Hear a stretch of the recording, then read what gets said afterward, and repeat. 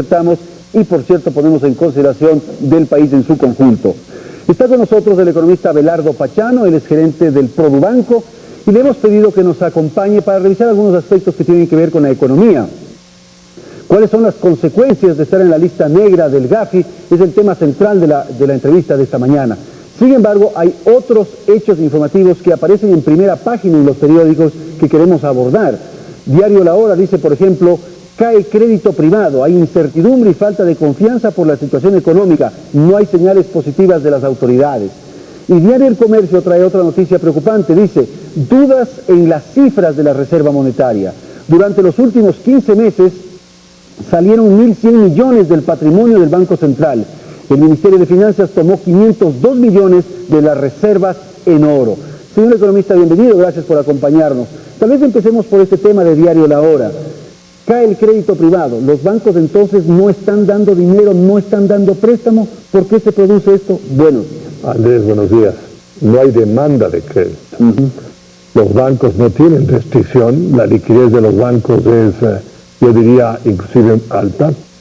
Hay una disposición a prestar por parte del sistema financiero, pero las actividades económicas no están en una posición de realizar inversiones en el país. Hay una atonía económica, el país no está creciendo, está estancado, el sector privado no está impulsando nuevos proyectos y el efecto general en la economía es de que mantenemos niveles altos de desempleo, la gente no encuentra oportunidades de trabajo porque no hay un ambiente de certeza, de seguridad hacia la inversión privada. Porque más bien me pongo yo del lado de los empresarios. Si yo quiero hacer negocios, si quiero hacer actividades, si quiero hacer una ampliación, si quiero mejorar mis ventas, en fin, me endeudo con los bancos para tener un dinero para cuando tengo certeza de que la política económica y la política en general van en una dirección mediante la cual me van a asegurar la inversión, ese capital en riesgo va a estar debidamente protegido, de que hay una política que respetará las reglas de juego y de que el Estado está en una posición de, yo diría, impulsar ese tipo de decisiones, lo cual no es el caso del Ecuador. Ahora, pero los indicadores generales de la economía son más bien desalentadores, diría yo. La inflación, que siempre nos ha tenido preocupados, ahora nos tiene ciertas garantías. Depende cómo se mire a la inflación. Si le medimos nosotros en términos históricos, por supuesto, ahora tenemos una inflación un poquito superior al 4%, pero si medimos la inflación comparando con el país que emite la moneda que nosotros tenemos, el dólar, si vamos teniendo nosotros un retraso, estamos perdiendo competitividad. Si el dólar se fortalece, si el euro entra en un proceso de debilitamiento, vamos a perder más competitividad. Es un tema en donde un 1%, un 2% puede cambiar realmente la factibilidad de muchos negocios. Los niveles de diferenciales de productividad en dolarización ya no son enormes, tenemos que ser muy eficientes. E incluso al mirar las perspectivas de oportunidades que tienen Colombia y Perú por la negociación de sus tratados de libre comercio, las posibilidades de realizar inversiones ecuatorianas en esos países se agigantan, porque los diferenciales en tratamiento arancelarios y las aperturas de mercado para producciones de los países vecinos son mucho mejores que los nuestros. ¿Capitales ecuatorianos se están yendo a esos países? Se han ido y ahí van a seguir yéndose, porque ahí encuentran un ambiente mucho más propenso hacia la protección del inversionista y a la creación de valor, a la creación inclusive de fuentes de empleo, porque a los peruanos y al gobierno peruano, a los colombianos y al gobierno colombiano, les interesa resolver sus problemas sociales. Y le habíamos planteado como tema central de esta entrevista, un poco enlazando con lo que usted está diciendo, en la lista negra, en el Gafi, declarada por el Gafi. ¿Usted advierte que ya hay algunos síntomas de restricciones en el sistema financiero internacional al Ecuador como consecuencia de esto? No todavía, Andrés, pero empiezan a verse ciertos cambios en la forma como se conducen las relaciones con los bancos corresponsables y en la disponibilidad de las líneas de crédito. Me explico. Los bancos internacionales, por disposición de las leyes que les dicen a cada una de las distintas jurisdicciones, en Estados Unidos o en la Unión Europea, cuando un país entra en una categoría como la que le han puesto al Ecuador, tienen que activar sistemas de información que les aseguren que las transacciones que realizan, en este caso con el Ecuador, son legítimas. provienen de operaciones que son transparentes, que no son de fuente que o financian el terrorismo o provienen del narcotráfico. Entonces, los bancos internacionales están solicitando una serie de informaciones adicionales, tanto a los bancos ecuatorianos como a los exportadores e importadores nacionales. Ponen más atención entonces a los que a Ecuador. Claro, en el país muy en el exterior, en una primera etapa. Y por eso creo que la solución tiene que ser rápida.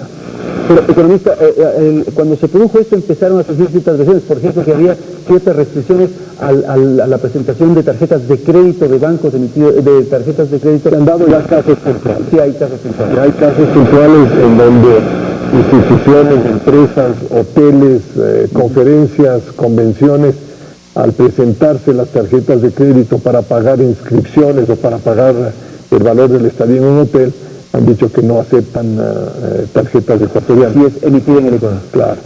Son casos puntuales, ventajosamente no hay muchos de ellos, pero creo que son advertencias que si las tomamos con la seriedad y la oportunidad deben impulsar una actitud de parte del gobierno de búsqueda de solución con el GAFI Sud y con el GAFI. Ahora, este tema es un tema compartido con la banca privada, señor economista. La banca privada no tiene ninguna observación por parte del GAFI o del GAFI Sud. Todos los controles de lavado de dinero nacionales impuestos por las distintas agencias estatales, llámele Superintendencia de Bancos, llámele CONCEP, llámele esa agencia o auditoría de inteligencia financiera, llámele Banco Central del Ecuador, todas ellas realmente han impuesto una serie de mecanismos que se cumplen todos los días y además estamos sometidos a un riguroso escrutinio como consecuencia de la ley Paqueta de los Estados Unidos que se expidió con posterioridad al ataque que se hicieron a las Torres Gemelas en Nueva York y que nos obliga a que estemos entregando información de todas las transacciones a los distintos bancos internacionales. Entonces, bajo esa consideración, ¿sí le resulta a usted injusta esta incorporación a esta lista negra? Desde el punto de vista del sistema financiero, sí. Y para nosotros es inexplicable que el Ecuador haya llegado a una situación de esta naturaleza porque nadie ha podido probar y nadie ha tenido un caso mediante el cual se pueda decir que, por ejemplo, dentro del sistema financiero nacional se han incubado procesos de lavado de dinero, que sí se han podido detectar y encontrar en bancos internacionales en Estados Unidos y en Europa. Ahora, economista, la explicación que da el régimen y un poco la contrarréplica que da el gobierno es que esto es una represalia de los Estados Unidos por la vinculación que el Ecuador ha hecho con Irán. ¿Usted cree que no tampoco? No, tampoco. Yo no creo que hay que dar decisiones dogmáticas o tratar de encontrar la culpa en el tercero.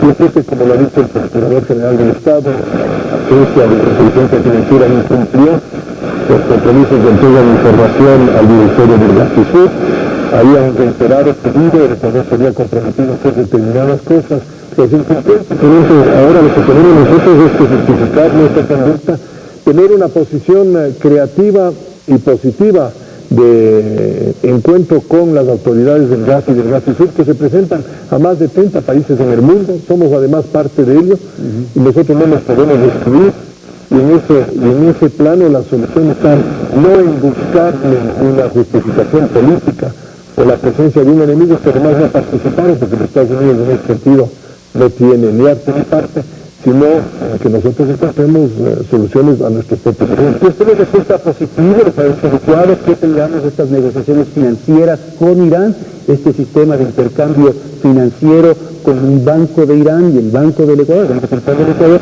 para el comercio de los dos? Yo creo que es una imprudencia. Yo creo que es una pero más que nada desde el punto de vista político. Es una imprudencia política y es una imprudencia financiera. Porque los dos bancos iraníes con los cuales el Banco Central del Ecuador firmó el convenio son bancos que están clasificados por Naciones Unidas, no por los Estados Unidos, sino por Naciones Unidas, como bancos no cooperantes en el control de transacciones de financiamiento del terrorismo. Pero Carlos Valleza, que ha firmado este acuerdo con el Banco de Irán, ¿esto también lo tiene Estados Unidos mismo para sus intercambios comerciales? No, pero no lo Colombia lo tiene para sus intercambios comerciales. No, Colombia, Estados Unidos tienen relaciones diplomáticas con con Irán unas semanas. La relación de Estados Unidos con Irán es una relación que viene desde la época del presidente Carter, que es una relación en donde se incautaron muchos bienes de Irán, y las relaciones que mantienen varios países con Irán son unas relaciones que las realizan con instituciones que no están calificadas como no cooperantes y que realizan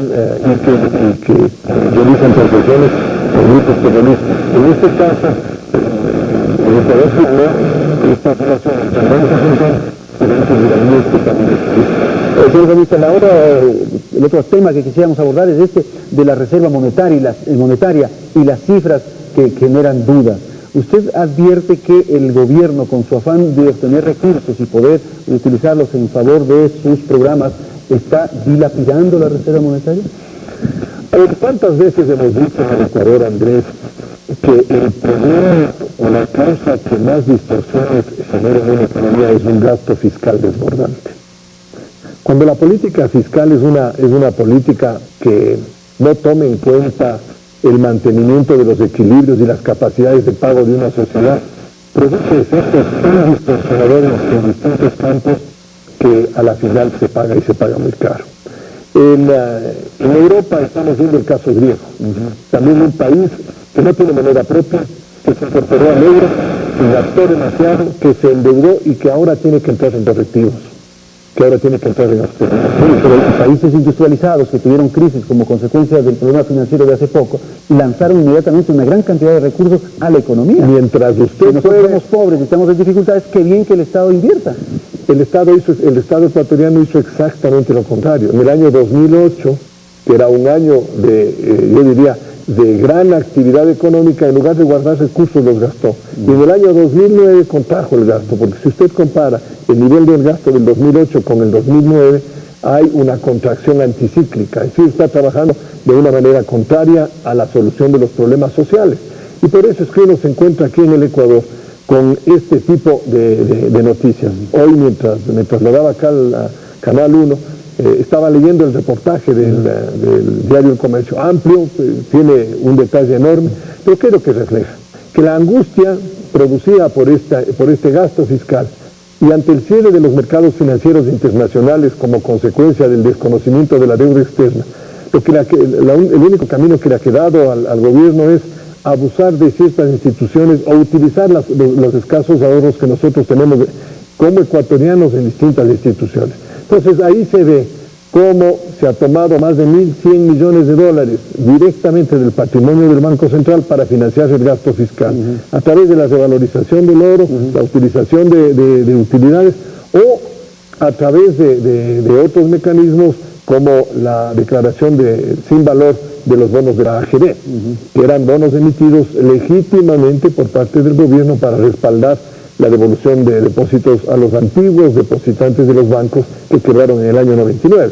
Entonces, esta distorsión y esta pérdida financiera o debilitamiento del Banco Central tiene un origen, y el origen es el excesivo gasto público. O la desesperación de obtener recursos ¿para qué? El gasto. ¿Y para qué?